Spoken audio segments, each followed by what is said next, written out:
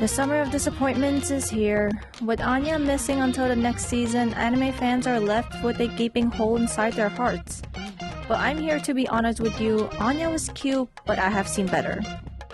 She is more of a walking meme now than the adorable adopted daughter of a spy and assassin. But my issue is not with her. Like, I get it, memes are funny and Anya is adorable. I won't deny that. But we're here to dissect the summer anime of 2022, and let's be real, it was another disappointment. I'm going to start with what I'm most disappointed in. My Isekai life, I gained a second character class and became the strongest sage in the world. Is this not the strongest sage with the weakest crest? Like, I see no difference. It's another person being isekai'd into another world because they were overworked to death. Like, Japan. This is why your population is so low. People are dropping like flies and moving into another world. And again, here is another overpowered character who was just given some ridiculously strong ability because that's how isekais work. As a monster tamer of slimes and many creatures, the character gathers allies that would make any country fear them. Okay, so I actually like the genre isekai, but these titles are becoming too ridiculous and the plot is just overdone.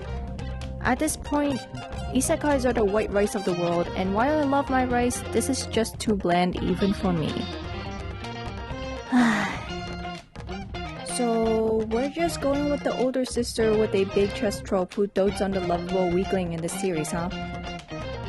Vermeil in Gold is another basic anime where the main character aspires to be something great, but can't because they're not good at this one thing and they're just telling themselves they suck or that they're too stupid. Then somehow they find a way to not suck and out comes a bunch of women by his side because they saw the goodness in him. Like, where were any of you when the poor guy was suffering? But can we talk about this fan service scene that is going to end up as a meme somewhere on the damn internet? All seasons of anime needs to have a harem series or else it just seems too empty. There are other series of harems, but this one specifically has the actual audacity to include the name harem in their title. So that's some bravery right there. But wait, that is not all. We get the harem isekai that has become another common trope in the last few years. Our male lead is transported inside a game and is reborn with the ability to claim idol-level girls, and thus begins the cheat and harem legend of a reborn man. I can't believe I just said that. I swear it is from the summary in my anime list. I am pure and wholesome. I have to put this disclaimer because I am still working at my seasonal job. Putting aside the harems and the fan service anime series for a moment, this one here is the most disappointing to me because I was also the most excited about it. It was my childhood, so you have to know how disappointed I was about this. So there's no doubt that Tokyo Mew Mew was one of the first magical girl anime series that gave a lasting impression on their female viewers. And many of us were excited for the 2022 reboot. I was one of them. I was just disappointed in how much they changed the storyline. It's the same premise where 5 girls become inhabited by extinct animals to fight for the good of the earth. You know, because of pollution and killing animals.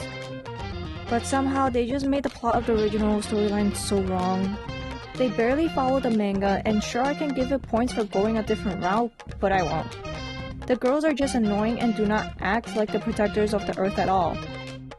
Sure, they're going to grow into it, but like, are you trying to tell me that it's going to happen in 12 episodes? And the thing I'm most salty about is the kiss scene with Kishu. Like, someone explained to me why there was a damn blanket. This scene was just so damn random.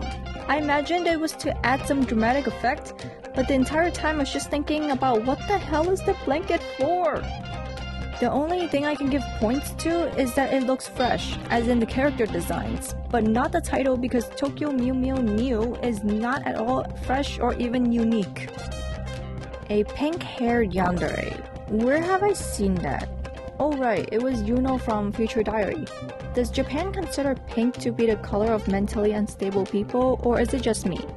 The first episode was a doozy. We got a steamy kiss scene and an after scene where we all know what happened. Since I am still a PG channel, I will only say that this series is too much for younger viewers to handle.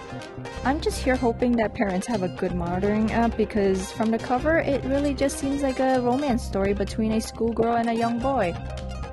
But people who have watched this already know that is not the case. We've got guns, demons, blood, scary yandere sightings in this series, and while I love seeing the action, this was not it. My stepmom's daughter is my ex? What? No. What?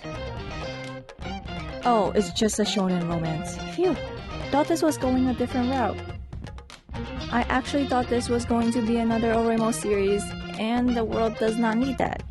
It gets straight to the point about a boy and girl who has dated before but then became step-siblings.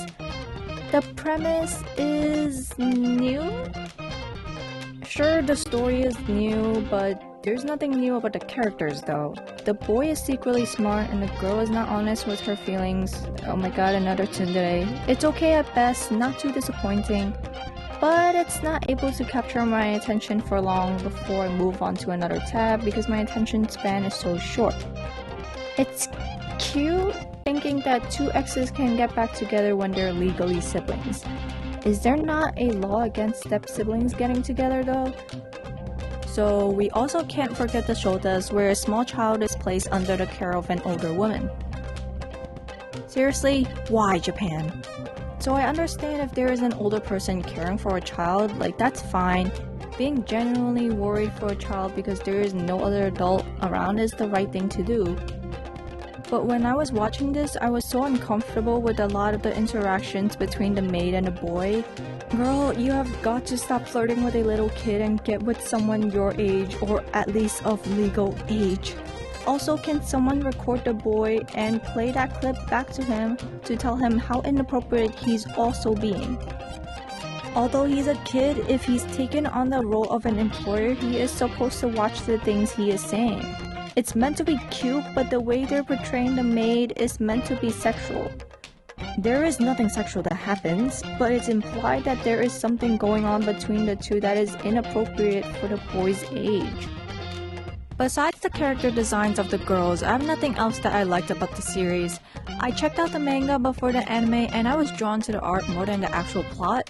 The male lead is just someone who is going to get outshined by the harem because no one actually remembers the guy in this type of series. Basically, he gets drawn into situations where he is unable to make a choice about who he wants to go out with because he wants to go out with everyone or is just indecisive. It's always one or the other. Let's be honest, these types of people would just want to string people along until every heart gets broken.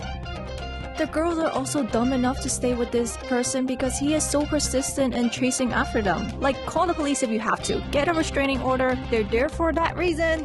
No one has an actual brain in these harem series. While there are emotional moments and sudden twists, the girls are much too good for the lead and the lead just needs to find someone who can put some sense into him. Alright, let's give you all some hope for this season and talk about the unique series that are actually present this summer because I just cannot stand to see another harem make it into the list. We have a fiery heroine with a penchant for perfection as a trained assassin. It's a slice of life with a hint of action. I can actually say that this was another enjoyable series I have watched that did not make me question my sanity. You would expect it to be sad with the government using child soldiers to enforce public order, but it is light thanks to the more happier and chipper girls who have a more opportunistic outlook on their life as child soldiers. Since you get to see girls fight for their life and get some gun action, it's not your average slice of life anime where everything is peaceful.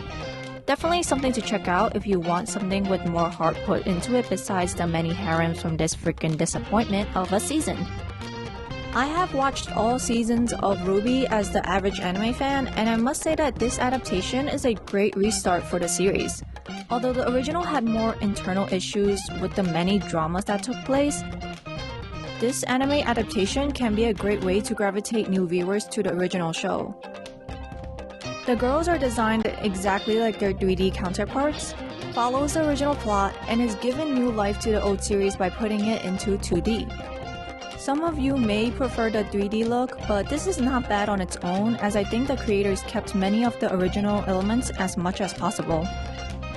Before you start chanting that you want to see Anya, I think this is a cute story to follow. There isn't as much action and is more of a fluff piece, but you've got the scary Yakuza who becomes a softie after meeting his boss's daughter and learns the joy of parenthood. You get to follow the cute antics of the silent Yaika who is adorable in her own ways. She's no meme, but she's still lovable. I always like this kind of trope where the seemingly scary Yakuza is truly soft-hearted. And everyone else who is supposed to be some scary Yakuza is also a huge softie. Look, don't judge books by the cover, they're not as hard as you think. So this season was not that awful, but it does remind me how many harem series make their way to these anime lineups without me even knowing. Or is it just that I'm not interested in seeing how 3 girls or more are trying to shack up with this nobody? I mean, who knows? Tell me how this summer is going for you because my seasonal job is killing me and these harems are burning holes into my eyes. Did you watch any of these series and how did you like it? If there's anything you would like to let me know about, tell me in the comments. But until then, I will see you all in my next one. Thank you for watching. Bye!